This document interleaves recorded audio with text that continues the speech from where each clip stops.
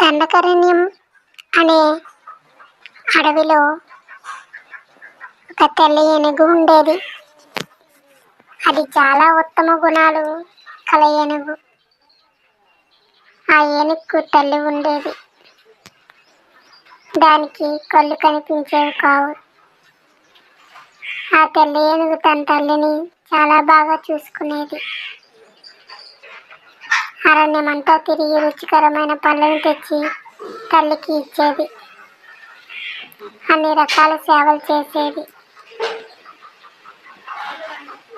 ఒకనాడు తెల్ల ఏనుగు ఆహారం కోసం వెళ్ళినప్పుడు దానికి మానవుడి ఏడుపు వినిపించింది.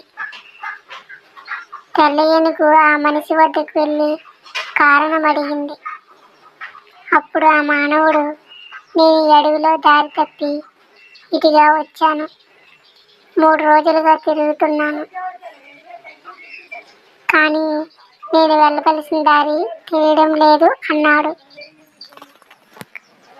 అప్పుడు ఏనుగు ఆ మనిషికి అడవి చివర ఉన్న అతని గ్రామం వరకు దారి చూపించింది.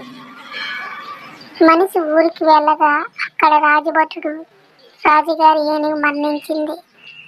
ఒక అపురూపమైన రాజుగారికి యోగ్యమైన ఏనుగును ఎవరు చూపిస్తారో వారికి బహుమతి ఇవ్వబడుతుంది అని ప్రకటించడం విన్నాడు. తెల్ల ఏనుగు జాడ తెలుసుకున్నాడు.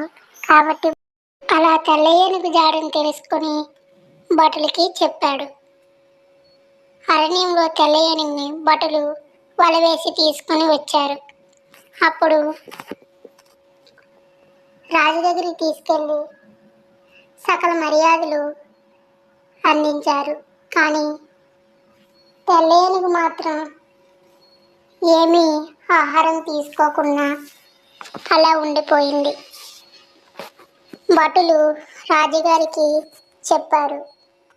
రాజుగారు స్వయంగా వచ్చి తెల్ల ఏనుగుని, నీవెందుకు ఆహారం అవన్నీ తీసుకోవట్లేదు అని అడిగారు.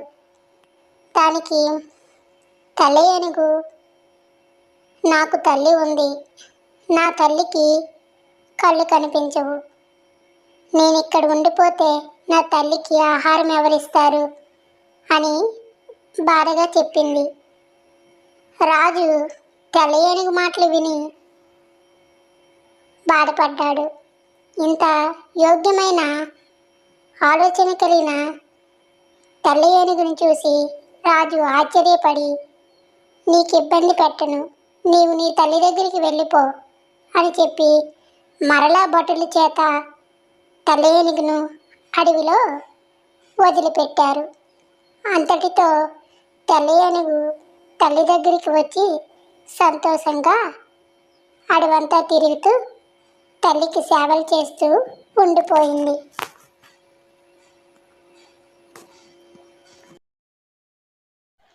అలా తెల్ల ఏనుగు చాలా సంతోషంగా తల్లి దగ్గరికి వెళ్ళి తల్లితో సంతోషంగా అడవంతా తిరుగుతూ ఆడుకుంది. కథ నచ్చినట్లయితే లైక్ చేసి సబ్స్క్రైబ్ చేసుకోండి. Thank you for watching. Have a nice day.